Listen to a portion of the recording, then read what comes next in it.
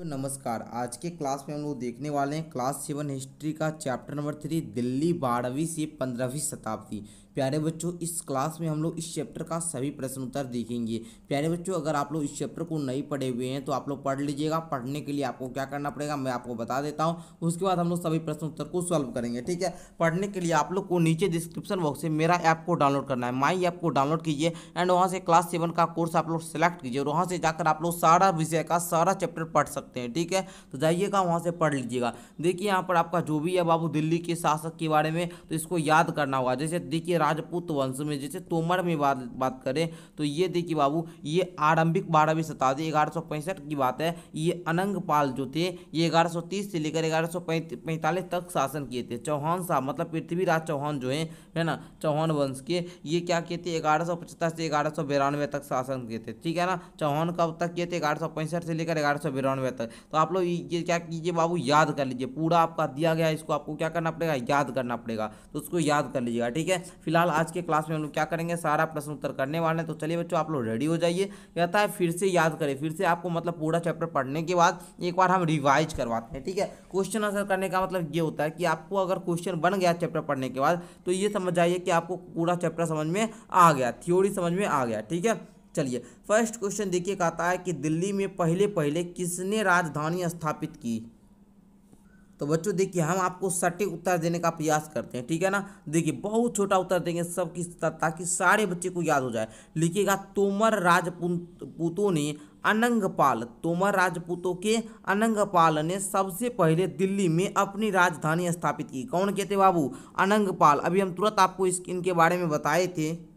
देखिए यहाँ पर अभी तुरंत हम आपको अभी तुरंत बताए थे बाबू कि दिल्ली में राजपूत वंश के सबसे पहले तोमर वंश के कौन थे, अनंगपाल थे, जो कि 1130 से लेकर 1145 तक शासन किए थे। तो यही क्वेश्चन आपका पूछ रहा था कि दिल्ली में ऐसे कौन से मतलब पहले कौन थे जो क्या कहते हैं शासन किए थे, मतलब किन की राजधानी सबसे पहले स्थापित हुई थी दिल्ली में, सब पहले किसने राजधानी स्थापित की। तो बस आपको उत्तर में उतना ही लिखना था, जो कि बस आपका पूरा उत्तर कंप्लीट हो जाता। आइए हम लोग सेकंड क्वेश्चन को देखते हैं। एंड सेकंड क्वेश्चन आपका कहता है कि दिल्ली के सुल्तानों के शासन काल में प्रशासन की भाषा क्या थी, बताइए आप लोग।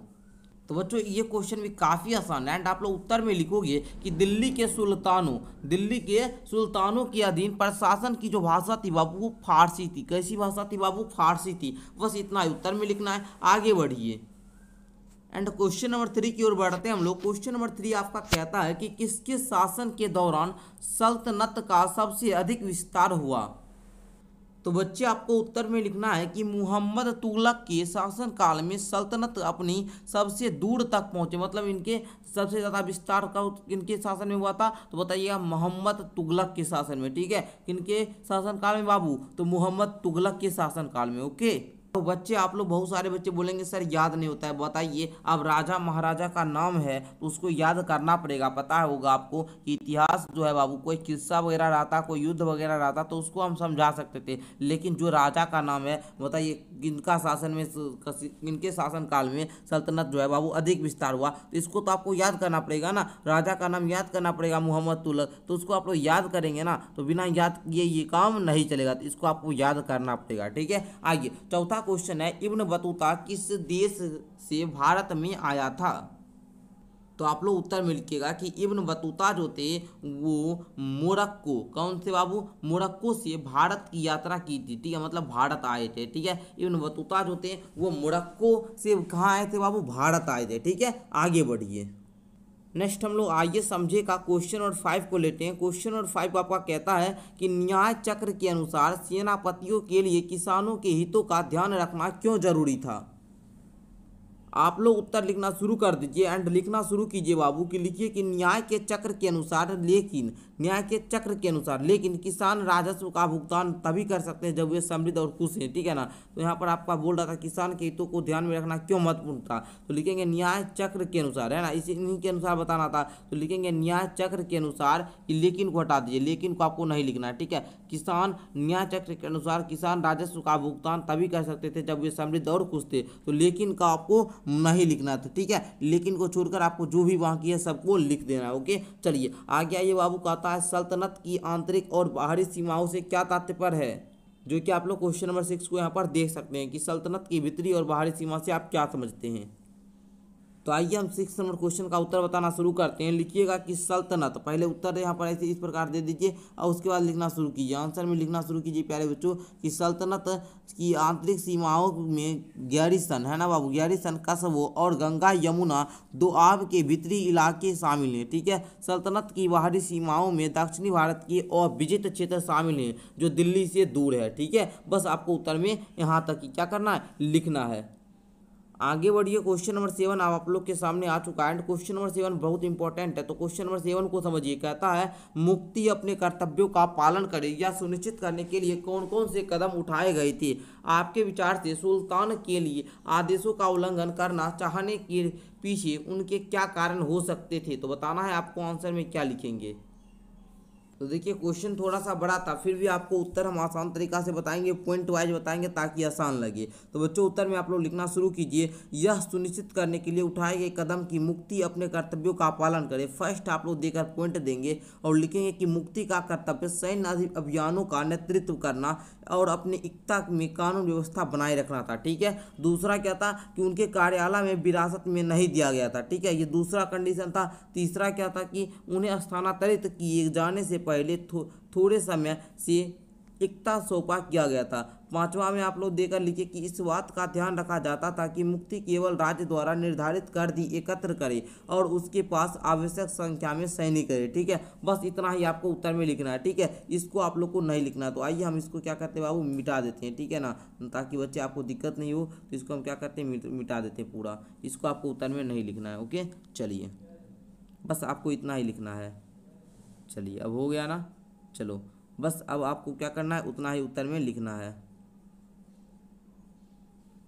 चलिए उत्तर में यहीं तक लिखोगे। क्वेश्चन नंबर जो 7 है बाबू, इसके उत्तर में कहाँ तक लिखोगे बताओ आप लोग। तो बोलेंगे सर जी हम यहीं तक लिखेंगे। ओके, यहीं तक आपको उत्तर में लिखना है। ओके, चलिए आगे बढ़ते हैं। आगे का क्वेश्चन आपको कहता है क्या आपको लगता है कि तवारीख के लेखक आम आदमी औरतें के जीवन के बारे में जानकारी देते होंगे, जो कि आप लोग का आइए विचार करेगा क्वेश्चन नंबर 8 था। तो चलिए इसके उत्तर में हम लोग समझते हैं क्या लिखेंगे आप लोग।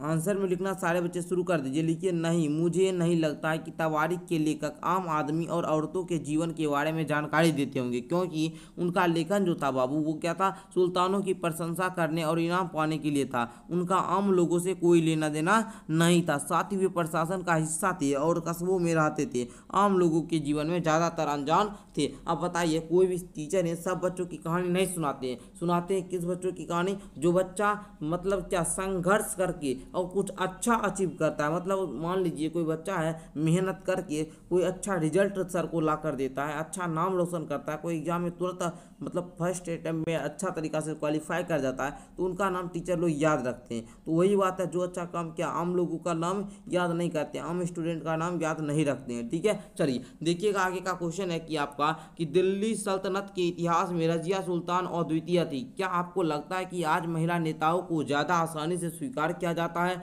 तो उत्तर लिखेंगे दिल्ली सल्तनत के इतिहास में रजिया सुल्तान और द्वितीय थी, क्योंकि वह सल्तनत की शासक बनने वाली पहली महिला थी। वो सल्तनत की शासक बनने वाली प्रथम महिला थी। वह अपने सभी भाइयों की तुलना में अधिक योग्य और योग्य थी। हाँ, मुझे लगता है कि लोकतंत्र के कारण आज महिला नेताओं की संख्या ज़्यादा आसानी से स्वीकार किया जाता है। अब दुनिया में लैंगिक समानता के मामले में खुले विचारों वाली हो गई है और महिलाओं को अपने नेताओं के रूप में रखने के लिए कोई आपत्ति नहीं होगी। बस आपको उत्तर में प्यारे बच्चों इतना ही लिखना है। ठीक है, चलिए अब हम आगे का जो है बाबू इसको आपको नहीं लिखना है। ठीक है, बस इतना ही उत्तर में लिखिएगा, है ना। ज़्यादा बड़ा हम उत्तर बिल्कुल भी नहीं लिखाएंगे बाबू, ताकि बच्चे आपको याद ही नहीं हो, आप लोग समझ ही नहीं पाए। तो ऐसा उत्तर हम कभी भी लिखाने का प्रयास नहीं करेंगे। ठीक है, हम नहीं चाहेंगे कि आपको याद नहीं हो या आपको समझने में दिक्कत हो। ठीक है, बस आपको उतना ही उत्तर में लिखना है। तो लिख लीजिएगा सारे बच्चे, बोल दीजिए एक बार हाँ सर लिख लेंगे। ओके, चलिए अब हम आगे बढ़ जाते हैं।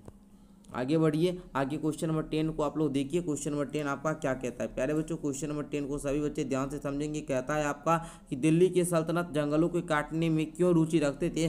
क्या आज भी उन्हीं कारणों से वनों की कटाई होती है? तो लिखेंगे उत्तर में, आप लोग उत्तर में लिखोगे, क्या लिखोगे बच्चों? देखो लिखोगे कि दिल्ली के जो सल्तनत थे, दिल्ली के जो सल्तनत थे वो क्या थे बाबू, कि दिलचस्पी किसानों को जमीन देने और कृषि कार्य करने के लिए जंगलों को काटने में थी। दिल्ली के सुल्तानों को जो दिलचस्पी थी, जो उनका मन लगता था, वो किसानों को जमीन देने और कृषि कार्य करने के लिए जंगलों को काटने में थी। साथ ही व्यापार मार्गों की सुरक्षा और क्षेत्रीय व्यापार को बढ़ावा देने के लिए नए किले और शहर स्थापित किए गए। उन्होंने अपनी सीमाओं की सुरक्षा के लिए अपनी सेना की त्वरित अजवाही के लिए जंगलों को साफ किया। ठीक है, बस आपको क्या करना है बच्चों, उतना ही उत्तर लिखना है।